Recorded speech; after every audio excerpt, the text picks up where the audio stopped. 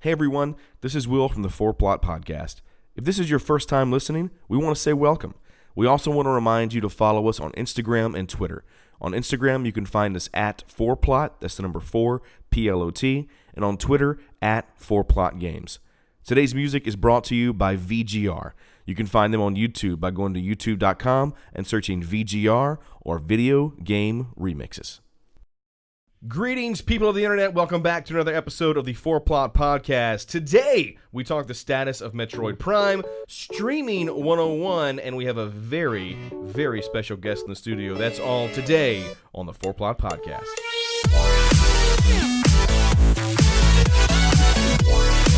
Press start to play. Welcome to the 4Plot Podcast, ladies and gentlemen. Really excited for today's episode. We're going to go around the table. We have, of course, to my right... No? Oh. I was waiting for an introduction. No, I'm sorry. That's me, Matt. Sorry. Sorry, I'll introduce everybody else. Went better in rehearsal. Yeah, it's okay. Matt Easterling. We also have Mike Williams. What's up, everybody? Yeah, you guys know how this works. It's like the third or fourth week we've done Usually this. we introduce ourselves. Man. I'm sorry. Well, no, Matt obviously didn't know to introduce himself. And then you introduced Mike, see? Okay, whatever. It doesn't matter. Listen, the important part is we have a very special guest today. Joining us in the studio is Miss Click. Everybody, round of applause for Miss Click joining us today. That was not a very enthusiastic round of applause. You could do much better than that. Clap. We'll try better next time.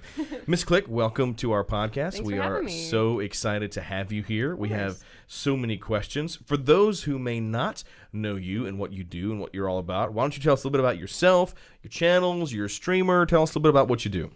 So hey guys, I'm Miss Click. On YouTube, I also go by Miss Click Gaming. Just depends. I am a variety streamer and content creator for Twitch and for YouTube. I'm also a recent Nintendo ambassador. I do not have inside information, so please don't ask. Well, that's it for the podcast, guys. That's all the time we got. We're gonna ask Miss Click Gaming about all the different things, but that's we're not doing that now. I'm sorry. Continue. No, I mean I stream every day, and I also do YouTube videos, and that's about it. Very cool. Very cool. So, you have right now. What's your Twitch followers at right now? We're almost at 10,000. Awesome. And your YouTube subscribers are at? We just passed 35. Wow. Okay. So, wow. That's impressive. That's impressive, man. That's pretty impressive. I know there's a lot of people out there who want to do this. There's a lot of people out there who want to make YouTube videos. They want to stream. And so today we thought we'd just kind of run down, first of all, just get to know you a little bit better so that your community who tunes in can maybe know some things about you that they didn't know before. And of course, for all these people looking to stream themselves, just get some advice because obviously you've been very successful at it and would love to pick your brain. So number one, tell us, when did you really first get into gaming? I didn't have a console when I was super young. Both of my parents are older, so they were in the arcade generation. Then when the arcade generation started dying and gaming was at a lull, then the console system started picking up. My dad was so stubborn, he refused. So we never had a console till I was about 5 or 6. So Just a hardcore arcade guy. he would take us to the arcade. If he had to take us to the movie theater, he'd take us to the arcade. So that was pretty much when I was first introduced to gaming, and it was pretty much just Galaga. To be honest, maybe Pac-Man if my mom got a hold of it. Played Galaga today, actually, at the Replay Nothing wrong Museum. Love Galaga. Sorry, continue. It's fine. No, and then my neighbor behind us, he had a PlayStation, so we'd play a lot of Street Fighter and Crash Bandicoot Racing, Team Racing. Yes. Then we actually got a GameCube. My mom, I have 2 sisters, so GameCube was the only one at the time, back then where you could have more than 2 players. Right. So we got the GameCube, and we had Mario Party 5, I think it was, and the Zelda Collector's Edition. Ooh. And that, as soon as I got the alone time with that GameCube, I plugged in Ocarina of Time. It was over. I think I was probably about 6 years old, and it was over for me. That's all you need. What a great... I can't even count the hours as a kid. And we've talked about it on this podcast before, Ocarina of Time. I can't even... The hours as a kid that I poured into that game.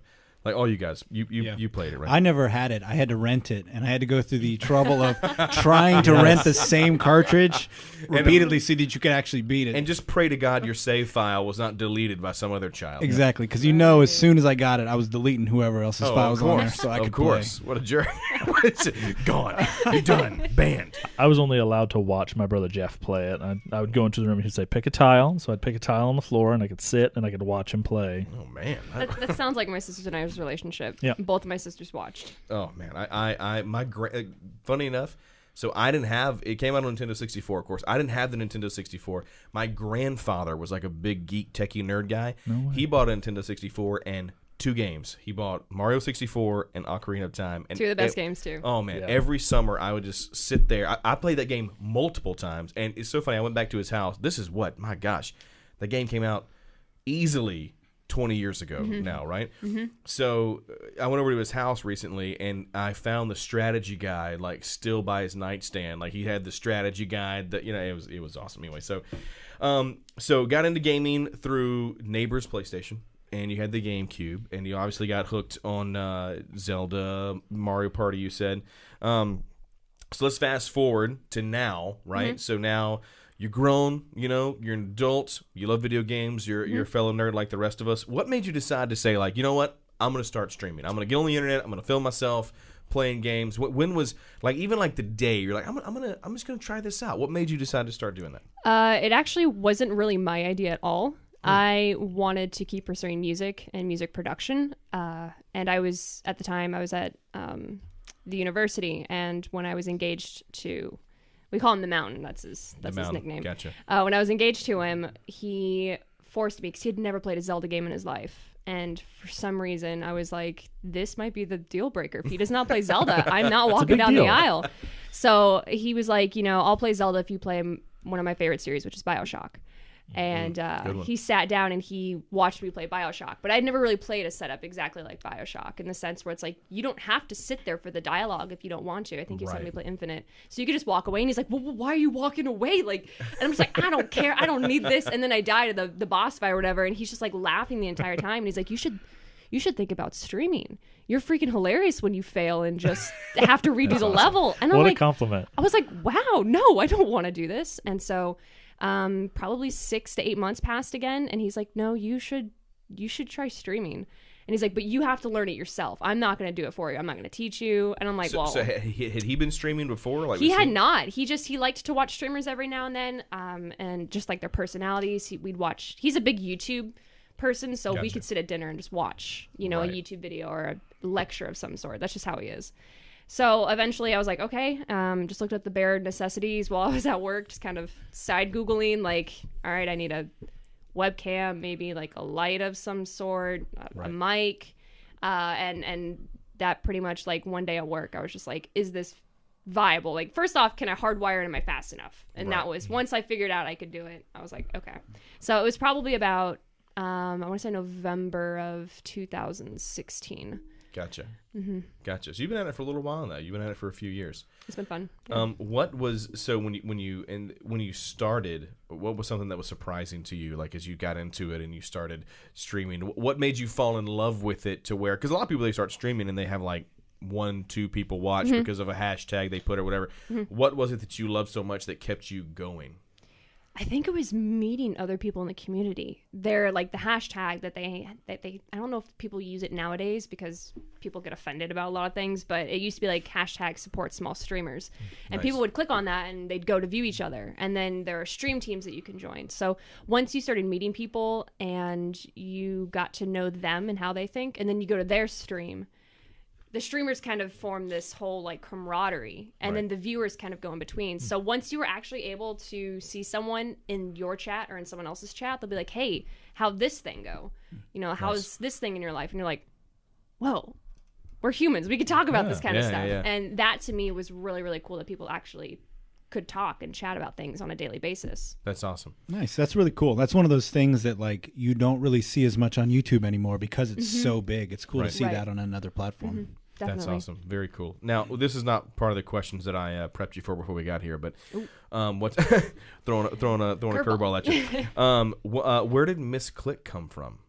So right before I started streaming, I was part of like a gamers forum geek clan type thing, and I wanted a really long, ridiculous username for the forums, and it was just like a huge just pun for Zelda. And it was like 4 characters too long. And I was like, well, it's all or nothing, so I need to freaking find something else besides just combining my first and last name like a chump. And like a chump. Well, also for security reasons, after a while too. But No, we were playing and we were playing a MOBA. We were doing like almost competitively. And one of my friends was always just like, I made a misclick. And we'd all laugh at him like, he's a misclick. He's like, I'm a man. What are you talking about? And so then one day I copied after him and I was like, I made a misclick. And they looked at me and they're like, you could actually do that. You are a miss and you're a click. Like That's you awesome. misclicked. And so I just did the play on words with the extra S. Wow. That is very neat. Did not know that. So you talked a little bit about your setup earlier. You were talking about how you went and got a light and you got a camera and all kinds of stuff like that. So describe your streaming setup when you first started versus now. I mean, I'm sure it's evolved in the last 2 or 3 years. Yeah, just a little bit. Just a little bit. So give us what'd you start with and where are you now? I was on a really basic. I usually suggest people if they're wanting to do besides just PlayStation or Xbox, get a PC of some sort and make sure that it runs pretty well. We built a really cheap PC setup with an old graphics card, old GPU, stuff like that. And then I pretty much had a Logitech C920, which is more expensive then than it is now. It's just funny to think about how much it's dropped in price. We had a C920 webcam, and then I could not find lighting that was not expensive. So I had my desk that was just like a tiny little just rinky-dink thing from Walmart. And I was in front of my window, and I had, we had just installed some nice horizontal faux wood blinds. I found a really cheap like LED desk lamp, and I wove it through my blinds to have like kind of like an overhead type light box. And looking back, it's so cringe. It's so bad. The room is bare, it's just there's nothing there because we had just moved. Right. And it was pretty much just that. Just ordered a cheap gaming keyboard from Amazon, and that was pretty much it. So what you're saying is it's not about what you have. It's just about getting started and just doing it, right? Yeah, like if you want a webcam, just get a light. Like you don't want it to be like a pair of reflecting pupils on the screen. Like that's creepy, Like yes, that'd be creepy. That'd be very creepy. So now that you've kind of evolved your stuff, like you're like, what's some of your pieces now that you love that you're like, oh man, going back, like I just I couldn't even imagine streaming now without this. So definitely upgrading my PC. When we went full out, we did a budget and we communicated with the community. If we want to have more active, because I was originally a really active Overwatch streamer. That was my game that I fell in love with back in its heyday. But it's a very demanding game where frame rate is super important. You need to have hard wiring. And when we started to streaming for a while, we did to Twitch and YouTube. So that pulled more bandwidth. That pulled more power from my computer. So my rinky-dink computer wasn't going to do well. We ended up upgrading. We built a whole new PC, which the community actually pretty much donated everything to it. So we have this really powerful computer that I absolutely could not do anything with nowadays. And it's pretty to make it all the better. Like, come on, RGB. And then I would definitely say my multiple monitors. I have 3 monitors right now, and just with all the things you have to use when you're running your stream, you need those multiple monitors. So I'm assuming one stream is gameplay, right? Correct? One stream is going to be your chat, right? And your third screen to use that to watch your own stream? Like, what's your third screen for? So if you're playing a game like for console, you have to switch. It's just like switching the input on your TV, right? When you go to switch over to play your game, you can't watch TV at the same time. Right, it's right. 2 different feeds. So usually the center one is usually always for the console. Right. When we're normally playing those, left is going to be for your chat box, your feedback for your stream and your bitrate health, and then the right hand side is going to be for all your other media. So people send you donations, but they have a link you need to watch or something. You click on that, you switch your screen, and it goes there. Gotcha. So it just depends on how active your community is with that kind of stuff. Nice, very cool. Speaking of your community, 2 questions real quick. One more curveball to throw at you. What was your big break? Like right now, so there are a lot of people who are streaming out there, and they're like, okay, I've been doing this for like a year, and I've only got like 50 people who still watch me. Like, what was your big break that you're like, oh man, this was it? Like this exploded. People started watching my stream. Like this was what I did, or what maybe happened through like random circumstances to really break me into like the industry. I think it's happened in chapters. I think definitely the part that kind of made it all explode is when we were streaming towards the end of 2016. So I started in November, around December, January. Nintendo launched, Breath of the Wild wasn't out yet for their new Zelda. So when they launched a trailer for it, it was like January 17th or something, some random day like that. Right. Someone's like, hey, there's a new trailer. You need to watch it. I was like, I'm playing Overwatch competitive. I don't got time for this. I'll record my reaction and upload it later. And Zelda was huge to my sisters, right? They even though they only watched it, it was still really big to them. And so they're like, you need to send us the video too. We want to see it. So I was like, I'll just put it on YouTube. I won't just, put it on Discord or whatever. And I uploaded my reaction, and I knew enough to put a decent title and maybe some tags on there. Put a different thumbnail, and when I sent my sisters the link to go check out, my reaction in my community, they're like, a couple thousand people have already watched your video, and it's only been up for a couple minutes. And I was like, I'm sorry, what? And I did not know that there was just like people like to watch people experience games live. People love to watch others freak out to trailers, like they're for the the new end game. There were a lot of people going out watching reaction videos to that because it's like, oh my god, like I'm crying and everything. So it was like a whole other just realm that I didn't know. I think before then I had like 19 subscribers on YouTube. Wow. And then just people saw it, and then it drew them into Twitch, and then drew them to Twitter, and then to Instagram. So I think at that point it kind of realized, like, even if you aren't really doing anything with the channel, I was glad I had my YouTube channel just sitting there. Yeah. And then from there it was pretty much just like feeding to both channels at the same time. So that's definitely, it's been really hectic to handle different channels at the same time. But that was like the moment where it was like, whoa, there are totally like different types of mediums that you can connect with, and people are just waiting to find the next thing. Right. So would you say that your audience on YouTube is a different group than your audience? Obviously there's some crossover, but if you're saying from YouTube then to Twitch and back and forth, would you say that those are different, I guess, audiences to reach? Some people definitely, like, they prefer just to watch a video and not worry about either missing something live or having to feel responsibility for responding to someone that's live. Some people just like to watch on YouTube. And you will see a lot of people, they're often scared of live platforms like Twitch or Mixer or whatever it is. And it's just because it's still so new that YouTube to them is like what they know, right? It's been here for how long at this point, which isn't even that long in the big scheme of things, but that's the biggest thing. So there is a little bit of a different realm, but they definitely, it's just cool to see how people will slowly kind of start to creep over. Right. They're like, oh, I finally decided to check out this Twitch thing, and now I found like so many other streamers. Thank you for finally guilting me into doing it. Right.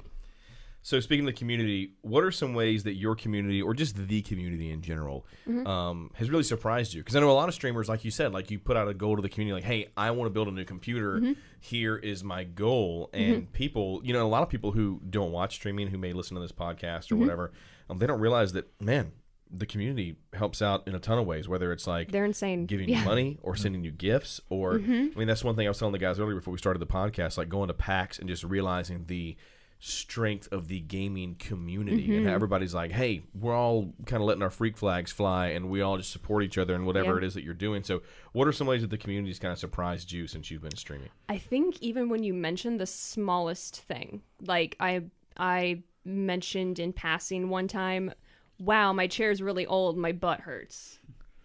For my birthday, they pitched in and they all got me a really nice gaming chair. Wow. And So then, they told my husband, he stole my keys, went to the post office. He had to pull this big giant box. He hid it in the back of his Prius for probably about a week. Wow. And then he just nonchalantly just pushes it upstairs into my room. He's like, did you order this? And I'm like, I did not. I swear I did not order anything. I promise you. And he's just like, yeah, happy birthday. That's I opened it, we put it together, and it was like, wow. I just mentioned it in passing one time, and they pay attention. Tell me about the, I'm not going to quote it exactly right. You had an Instagram post a while back, some kind of Mario dance mix or something. My God. So you're holding this box, and you're like, I never thought I'd see this again, and my community answered. So what was that? We were talking about, someone asked about your neighbors and what consoles they had. So my neighbor behind us, we played Street Fighter and Crash Bandicoot. My neighbor across the street had his 64, so we played Donkey Kong 64. And then, Donkey Kong on the 64, and then he had Ocarina of Time for that as well. But then I was saying, then he got a GameCube as well. So we would like hack our Animal Crossing games, play the original Animal Crossings together. Nice. And then we would play ridiculous amounts, which I rented from Blockbuster, was Super Smash Brothers Melee. And we played that religiously. Like, my mom has pictures of just all of us at different houses, like just like 7, 8 kids, guys just in one house playing it. Days. Yeah. Those were the days. But that day stopped when he got Dance Dance Revolution Mario Mix. And even though it was discontinued, like just that's the only Dance Dance Revolution game for GameCube, really, ever. And so I was telling them, I was like, it was so much fun, like you super hard on Bowser's Castle theme, like just and everything. And they're like, dude, we would love to see you get up off your lazy butt and do a dance game. And I was like, yeah. So we were just like looking on eBay, and people were like selling it for like ridiculous. At this point it's an ancient game in comparison. And then for a late Christmas, first stream in January, someone's like, oh, hey, did you get my package from the P.O. box? I'm like, is this from you? It's freaking huge. Open it up, and they got a copy with the dance pad and everything. That's awesome. And I was bugging out. That's awesome. I had no idea they existed. No idea. Honestly, it is amazing, because the PlayStation version was great, but I mean, with Mario as a kid, come on. One of those classic Mario crossovers, man. Yeah. Never knew existed. Dancing. Right. Yeah. Tennis, medicine. So the next week, did you say, man, I really had a bunch of $100 bills when I was a kid, and I just really miss them? I would love if you guys could find these serial numbers right here. This is what I mean. I lost a big suitcase full of money when I was a kid. So you talked a lot about Nintendo. You're obviously a huge Nintendo fan. Of course. And then you had the honor, you put on your channel, you became a Nintendo ambassador. Now, a lot of us, maybe some of us in this room, we don't even know what that means, right? So, but those who do, I mean, everybody's freaking out, like, oh my gosh, it's such a great accomplishment. So tell us a little bit about what it means to be a Nintendo ambassador and kind of that process and what happened. So there's definitely it's not a paid position, at least in Nintendo of America. A lot of people are like, oh, you're getting paid by Nintendo. I'm like, I wish I'd be making a lot more. But no, Nintendo of America is a little bit different than Nintendo of Canada. Nintendo of Canada, it's an actual paid position where you go to an office and you go and do events. They have hosts that they do. Nintendo of America here is a little bit different in the sense that they're sending you their products, and you're doing a lot of hashtag sponsored posts. You're doing videos for them, and then when they have events that they need representation at or faces, they send you the travel accommodations and stuff like that. Nice. I haven't been there long enough to where really any big events have happened. E3 had already passed last year, so hopefully here in the future they're gonna contact me for traveling and stuff. But most of the people that I knew were Nintendo ambassadors. Like, they're just super awesome people, and we're all tight, Nice. And it's really cool. Nice, very cool.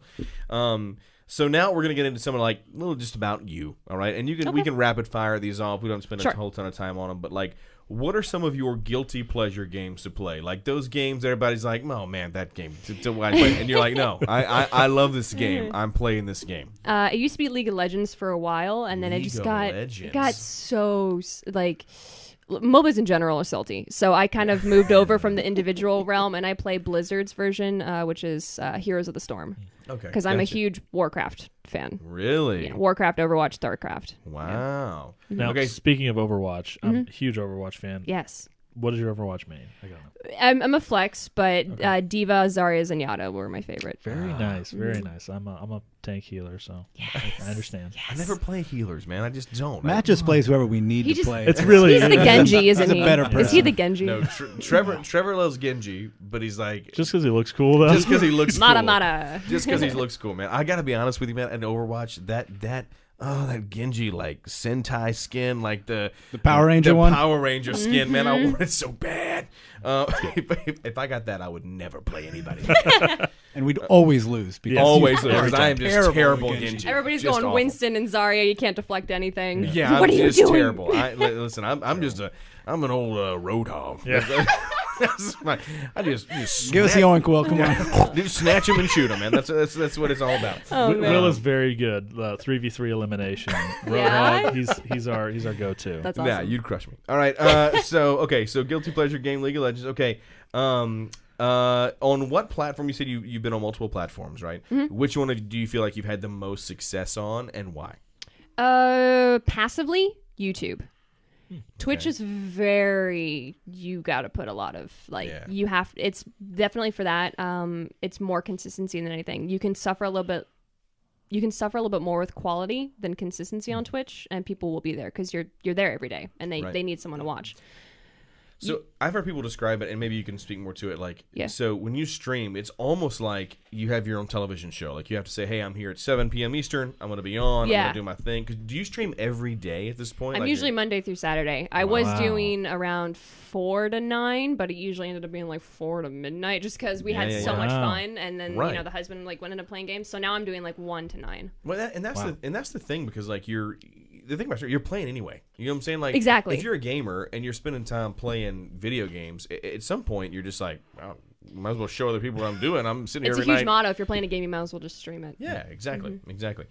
Okay, what's played a bigger role? And I really want to hear this question, because so many people, when they go streaming, they got to know, like, what's played a bigger role in building your community? Has it been the quality of your content or the consistency of just being there?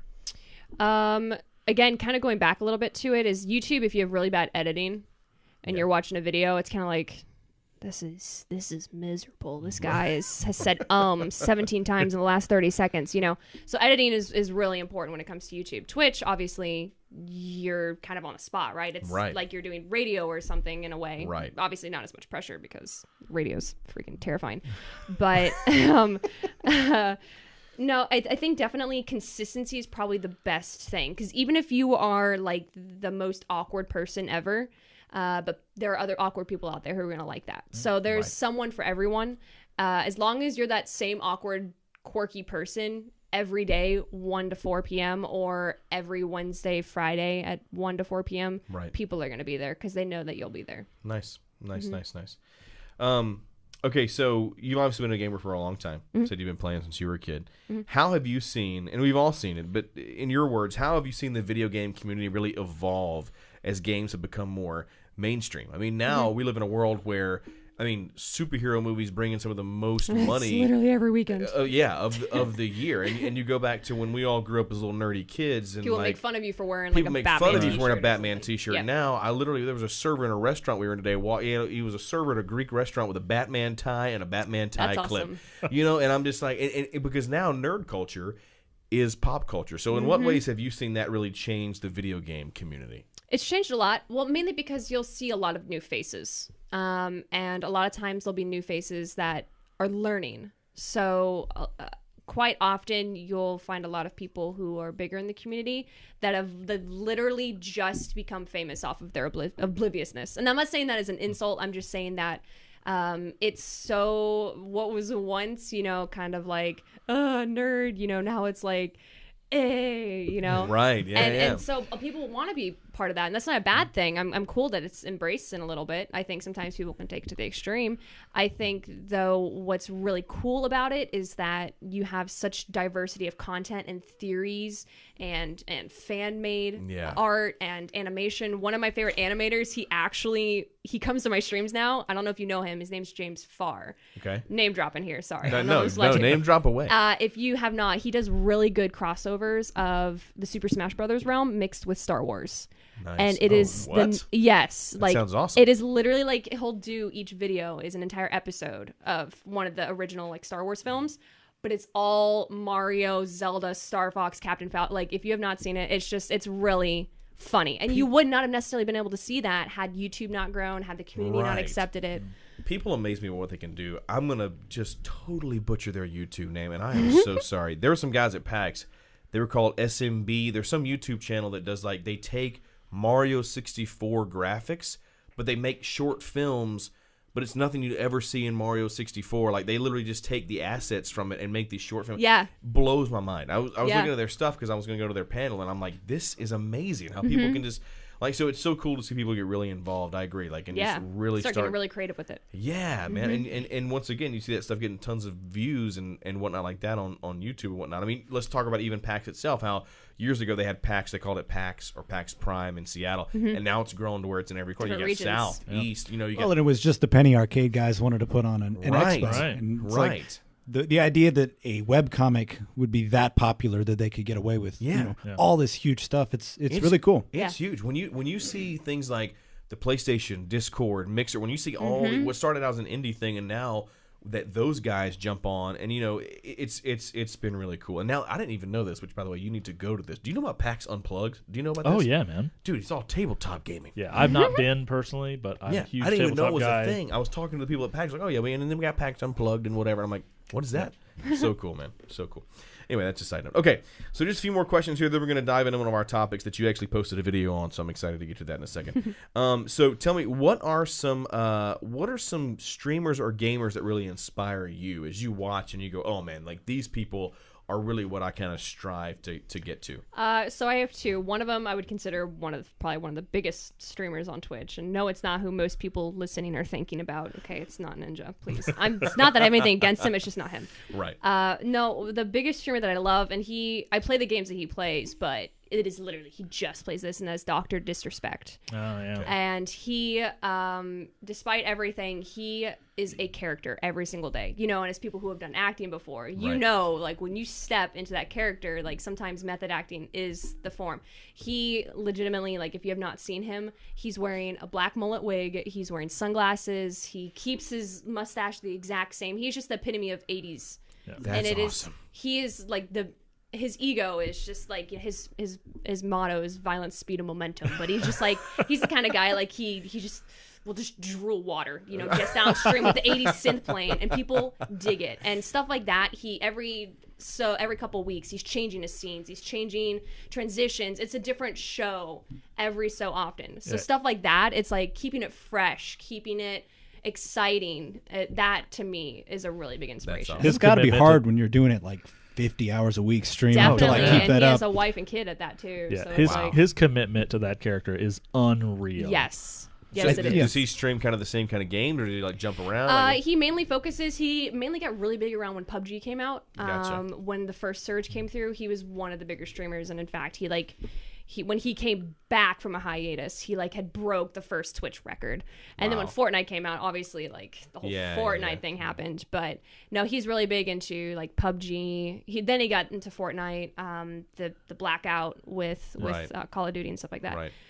So he's mainly around like that very competitive, there's only one winner type thing. Right. So man, I don't claim to be very good at any game, but We know. God, I'm just garbage at Fortnite. Like I'm just straight trash. I played twice. I died immediately both times, and I was like, I'm never playing this game it's again. a lot better with friends. I do not like to play it by myself, but it's so funny when you build forts with your friends and you're just screwing with the other person that's trying to kill you. Right. One person's getting chased, the other one is just shooting him from behind. When I see like ninja videos where they building these like sky high towers, bouncing all the way across the map, sniper shooting somebody, turning in a circle, I'm like, how? I can't even kill somebody with a shotgun point blank when they're trying to pick up other items. Like I can't even. I'm terrible. I'm just awful. Well, the cool thing about with Twitch too is my other streamer that I watch. He's a gamer, but he works with Disney, and he is a pianist. But he is like the best sight reader I have ever seen. He does piano. He does melodica while piano. He does looping tracks. Wow. Actually, he reminds me a lot of your bro or whatever, and many reasons. Also mixed with a little bit of JS, but he is honestly like his creativity as well, like with his show, like someone donated a certain amount of money yesterday, and so he had formed this whole overlay of him with trombone and a choir and in costumes with Be a Man from Mulan. So he was singing with himself. He had someone coming in with bass, but he just had himself all over the screen popping in and out. Wow. And it was just like the best Mulan moment besides the movie. I was like, this is the best cover. I don't even care. We don't need a live action remake. We've got this. This is it. All right, a couple more little questions, and I know these two. If you got to think about it, it's totally fine. It's going to be a little tough. Right? Okay. Favorite Nintendo game? Now you can, and you can't just say like, "Hey, Zelda." I know you're a huge Zelda fan, right? I know that. Of course. I'm almost certain it's going to be a Zelda game. Am I right on that? I mean, I can change my answer if you No. want. No, I want it to be I want it to be your actual thing, but I just want to like, what Zelda game is it? I get a lot of hate for this one, and Ocarina of Time was my answer for a long time. And people are like, "Oh, it's Breath of the Wild, then, right?" And I'm like, "No, actually, it's Skyward Sword." What? Really? Wow. Yep. I and have not played Skyward Sword. That's one of the only ones I haven't played. It makes sense. I mean, it's a very controversial game because it was part of the Wii era. So it is. I would say it is the epitome of the best the Wii motion controls had. Gotcha. A lot of people had problems with it, but I mean, I personally never did. You could ask my sisters; they're two witnesses. Just saying. But no, it was a really fun game. But it is legitimately one of the most like cinematic experiences a Zelda game has, and it's filled with lore because it's considered a prequel to the entire rest of the series. So there's all these little things in there where, you know, going back and watching The Hobbit, you're like, oh, you know, kind of a prequel. It was like that. Well, I'm saying I played Breath of the Wild, so I bought a Switch like a few months ago, Smart and man. I started playing Breath of the Wild. Man, I got just engulfed in that game. Sidetracked is real. Woo, love that game. Okay, Yeah. But I went back and read because I was like, okay, cool. I've missed some stuff. Right, I played Ocarina of Time. I played Twilight Princess on the Wii. Good game. But I missed that whole. Oh, so you played on the Wii. Yeah. So Skyward Sword's not like Twilight Princess for the Wii at all. Gotcha. Just so you're saying, you don't shake the nunchuck to attack. Okay. Like, it actually it follows your hand. It's totally the different. thing was is I got like, so I missed a period of Zelda games, right? And I was like, but I always loved Zelda as a kid, like, you know. So, Right. Okay, so I'm back. Did you read the timeline? Oh my god! Like, Rest in peace. Oh my god! If you ever try to go read the timeline of Zelda games, just get ready for your mind to explode, and you're like, I don't even know. At this point, you're like, wait, so there's generations of people named Link and Zelda. I don't understand. What Most people think it's the same Link and Zelda for many games, just like Mario is the same Mario. But it's not. Zelda's completely different. I will say it is way less confusing since I've just gone to it. Is way less confusing than Kingdom Hearts. Well, here's the deal. I was literally just about to you dive want to into it. die Kingdom- mentally. You just try to play Kingdom Hearts and if make I sense. played the first game and the second game. I'm waiting for the third game, and I've missed 8 games.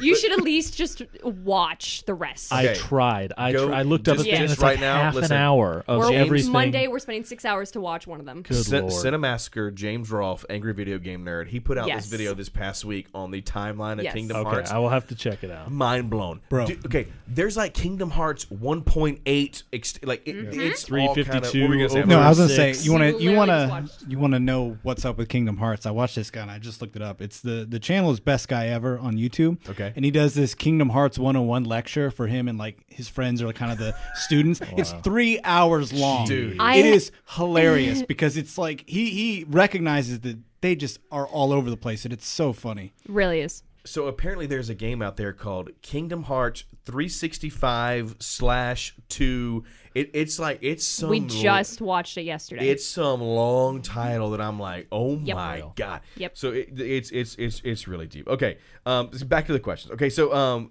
best score in a video game, because you're a music nerd, you love music. So best score in any video game. Doesn't have to be a Nintendo game. Okay, if it is.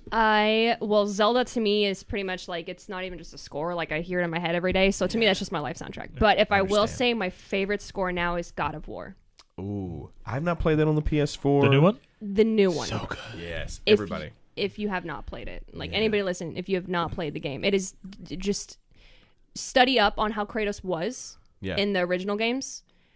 You don't have to play them. Just read up on it, listen up on it, and I then need play my this wife one. to let me buy a PS4. You Like, can you can borrow mine if you want to play it. 'cause Honestly, it is so good. I'm that kind of person. Like, it is so good. I will literally lend you a whole console just so you can play that game. Here's everything. Like, play it. Spider-Man was good, but Right. God of War, this, like, I'm telling you, and even the people behind it, like, if you listen to them talk Yeah. and how they approach the whole game, they are absolutely amazing. I will say I have not played the new one yet, but I have watched a bunch of interviews with Corey is amazing. Yeah, with Yes. Corey Corey Balrog. Balrog. It's not Balrog, but it's close.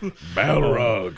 But yes, and I also have listened to the soundtrack just because it's so good. I'm It is always amazing. looking up music like that. But And then the brass comes in. My roommate, I had a roommate when I lived in Baton Rouge, Isaac. He literally bought a PlayStation 4, the collector's edition with the God of War stuff on it, Mm-hmm. to play this game. Sat in his room, played it, beat it in you like hear him 2 crying at all? days. Played it and beat it in 2 days, and then went back and 100%ed the game Wow. in like a week. Like, he was like, "Man, this is the best game I ever played in my life." It was absolutely. It's changed the landscape. Absolutely. Yeah. Yes, I think crazy. storytelling, that's the new standard. As I far gotta as- wa- I Definitely. play it. It's, I you know, gotta play Last it. of Us is considered a really big cinematic feature. Mm-hmm. This one, even in itself, like, just the fact that a lot of people don't notice this, but he was talking about it on Twitter, but even just the cinematography, if you pay attention, they don't have cuts. in the footage. Yeah, it just keeps, it's just like one continuous stream. One thing. Of There's like, also no loading screens too. So even technologically, like what they do with the game, it's so subconscious, but the storytelling in itself is just so seamless. I can't wait for a sequel. I'm really sad Trevor's not here to tell his Blade Tower. Oh yeah, God of his War Blade story. Tower breaking his controller. His PlayStation 2 days. Okay, honey, if you're listening to this, I bought a PlayStation on the way home from the podcast. I'm sorry. Okay, so I got one more question for you before we get into our Metroid Prime discussion, which I'm excited about. You posted a video on, but before we get to that, if you could own every Nintendo IP out there, you just had them all. Yeah. You were in charge of Nintendo. All right, It's a dream. wouldn't it be though? What's one of the one changes you would make and why? Like pick any game, any character. Here's what I would do. What would you change? I want to bring Star Fox back from the dead. Oh man, yes, yes. And we recently kind of had like a little fan feeding, recently with Ubisoft. They did in conjunction, I guess, with Nintendo. They had tell me about that because I saw. Okay, I gotta be honest. I saw your thing. You got the Starlink Joy-Cons, right? Which is very cool. They sent you that. But then, like, I went and looked up, like, what is Starlink? And I went and looked it up, and it said something like Star Fox. It was like some sort of thing. Like, so they came out connected? a whole bunch of different consoles, right? And it's a new IP from Ubisoft. Okay. But the Switch version, because Nintendo has a whole just side integrated with Star Fox in there. So you have like a mini Star Fox game in on the side, but you can also play throughout the main story. So it's cool. Like you have Star Fox interacting with the cast from the original game. So how many Star Foxes have there been? There's been one on the Super Nintendo, and then one. Did they release one on the Wii at any point in time? Or No. No, they had. So I think you had the original. You also had Adventures 64. You had Assault. Okay. Then you had Zero come out, and that was kind of like I want to say like a remake. What console was Zero on? That was Wii U. Okay, gotcha. And it was sort of like... It's motion controlled, right? Yeah, but it was just like the story was just a reskin. There was just like, do a barrel roll, which is great, right? It's great. It's not even bad. Do a barrel roll. Exactly. But it was pretty much just like... I think for me personally, my favorite with them is just because I love a good story with them was Star Fox Assault, which was back in 2005. I think so. We haven't really seen one since like 12, 13, I think it was. And it's so funny because that's such a Nintendo IP that people are like, I mean, like, it's such a cool idea for a game, like flight simulator, space, like it's so I don't know. And then every Smash, like, I mean, Star Fox is one of like the main... same with Captain Falcon too. People are like, when's new F-Zero coming out? Right. No. There's a lot of characters on Super Smash Brothers that I think Super Smash Brothers is what's making their franchise seem more popular. And you look at Seem more Earthbound relevant. with Ness and Fire Emblem Lucas. also Can we Fire just talk about Emblem. can we just talk about how many people dress up as Ness at every gaming convention you ever go? Earthbound is an I incredible have game. one word for them, and it is demon. Like I was in PAX. Everywhere you turn around, you're like, okay, dude, look, listen, let me just talk to you What for are a you second. gonna do? Like PK fire me? Like, I understand. This was very low maintenance here, right? I get it. But there's like 50 Nesses here at this conference right now. Yeah, I think that doesn't count as cosplay. There's my a minimum my bar. sister's boyfriend went as just like a realistic version of Mario, ran into a nest, and he's like, "There's fighting in the hallway, Right. like just redoing a match." Yeah, no. It's great. All right, so let's talk about our topic for the day. Because we want you to come back and be on this podcast anytime man, you want to anytime, be. anytime. You're obviously very knowledgeable. Aw. You know what I'm saying? You have a great personality. So we're going to talk about something that you talked about in one of your videos, and it's that this week, or was it this week or last week Nintendo came out? Literally like 2-3 days ago. Not 2-3 even days ago even. Okay, so 2-3 days ago Nintendo comes out, they release a video, they say, hey, look, we understand that Metroid, it's been highly anticipated. We know you guys are fierce fans of it. Metroid Prime, of course, is be the fourth one. And Nintendo comes out and they don't say like, hey, it's delayed, right? They're not like, hey, it's going to be delayed because every game gets delayed now, right? Hey, it's delayed for a week or two. Nah. They're like, we just started over, right? We just literally switch studios. started over, all right? Which they went with the studio, Replay Studios, right? Retro Studios. Retro Studios. They went and they did the original Metroid Prime, correct? Because I have to admit, I'm going to let you guys talk this topic out because you've played Metroid Prime. Did you play Metroid Prime? Yes, but it was a long time Okay, ago. cool. Never played a Metroid Prime game. I'm sorry. It's gonna be fun because I'm believing for that HD trilogy. I'm believing it's coming out for the Switch. So. Cool. I will definitely pick that up. So you guys talk about what does this mean? I think there's a couple things that come to my mind, and I'm really gonna let you guys talk it out, and I'll just say what I can because I didn't play Metroid Prime.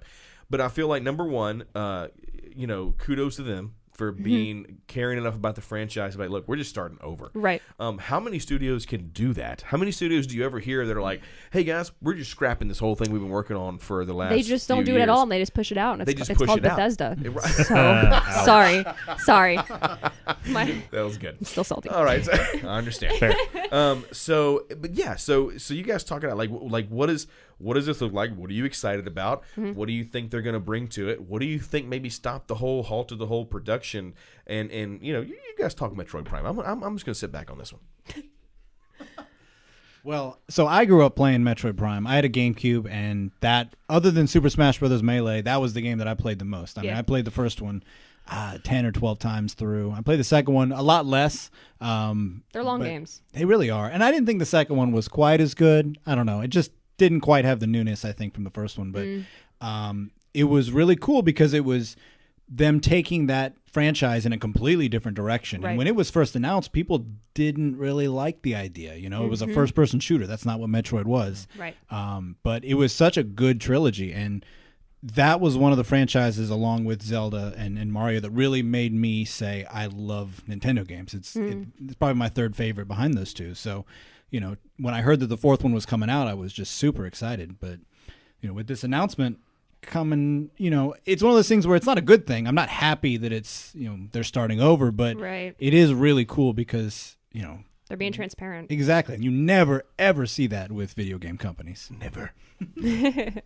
I think for me, I just want to know exactly, because we don't know. There's only a rumor it was Bandai Namco.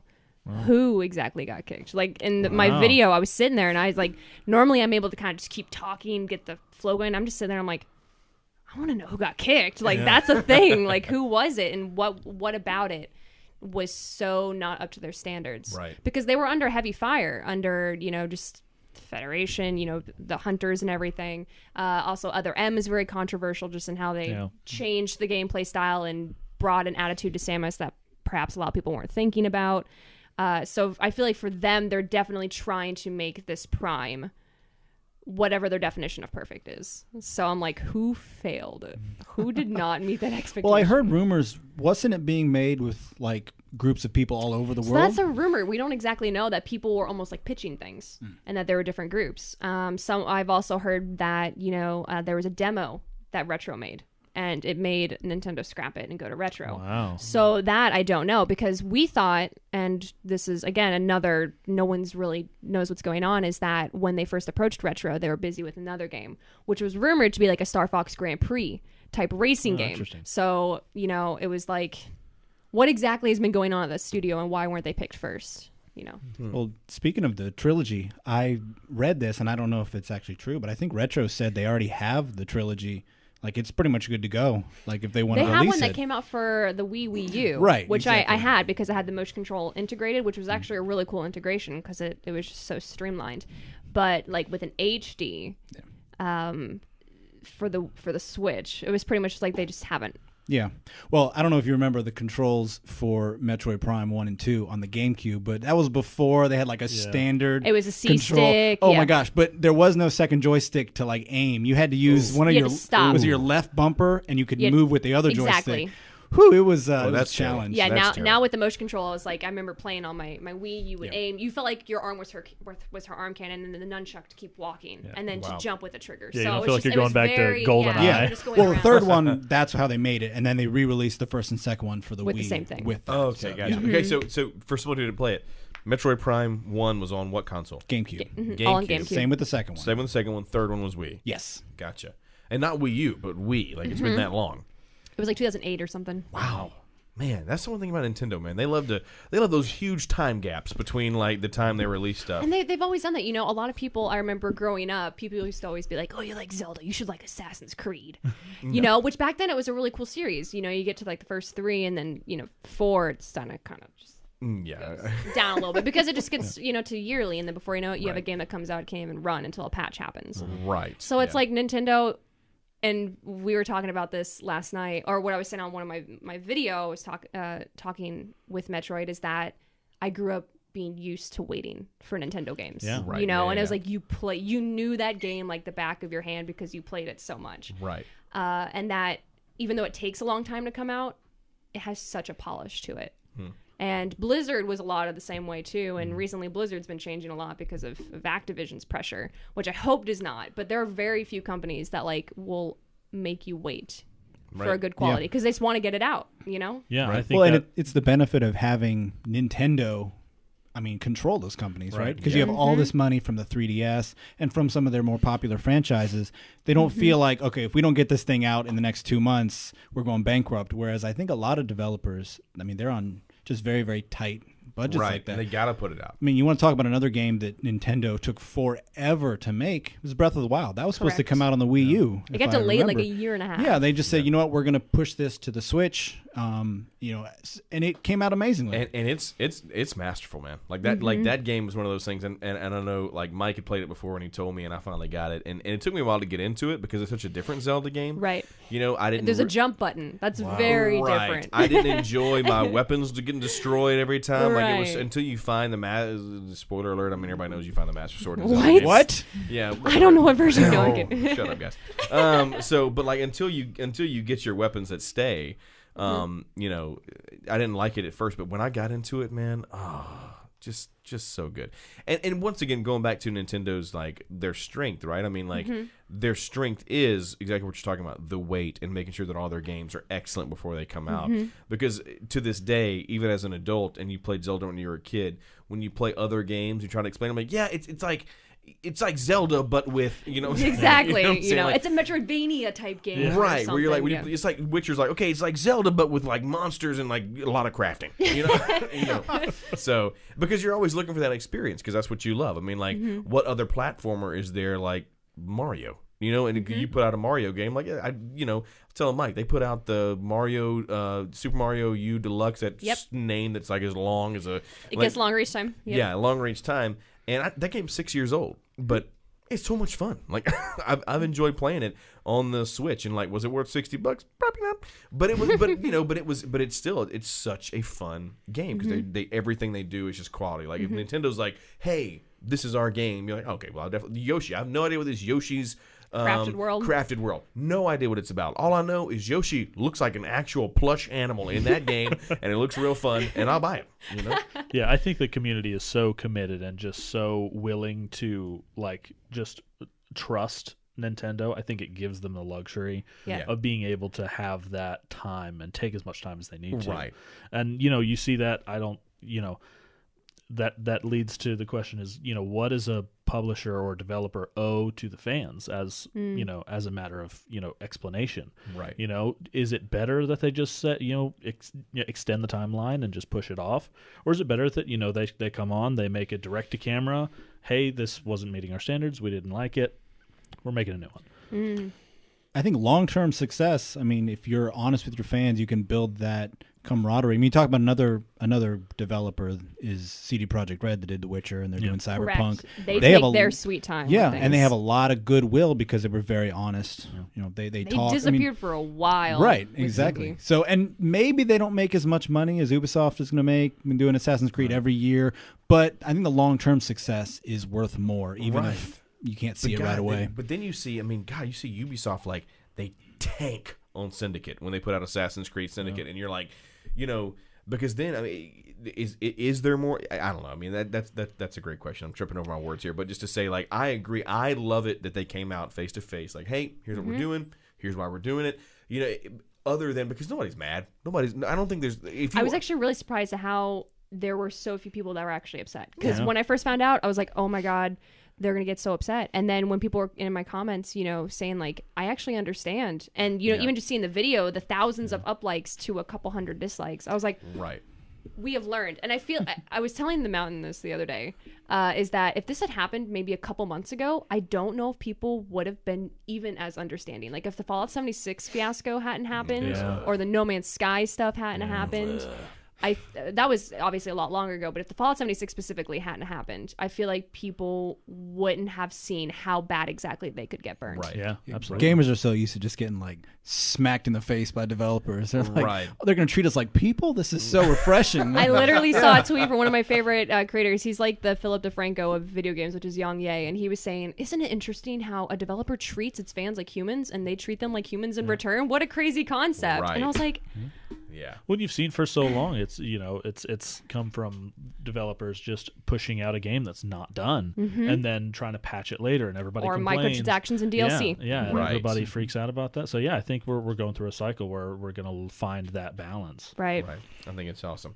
Well, in our last few minutes here, we got about 4 minutes. There's going to be a ton of people who are listening to this, and Sure. they want to get into what you do, and they want to. So, what is some advice you would give somebody who wants to do what you do? I would say the information is completely right.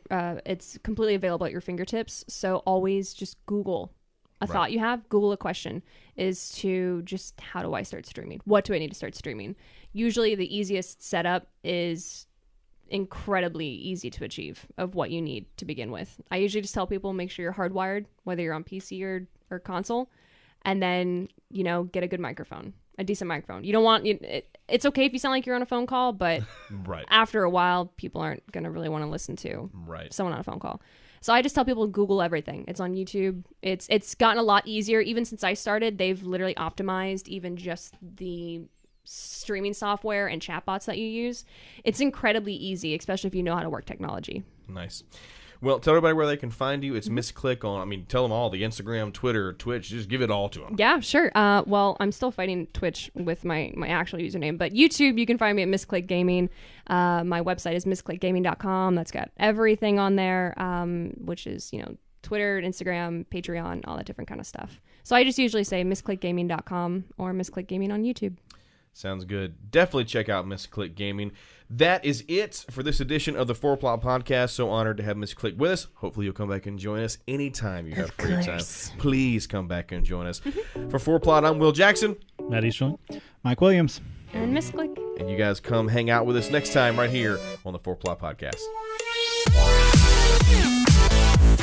Today's music is brought to you by VGR. You can find them on YouTube by going to youtube.com and searching VGR or Video Game Remixes.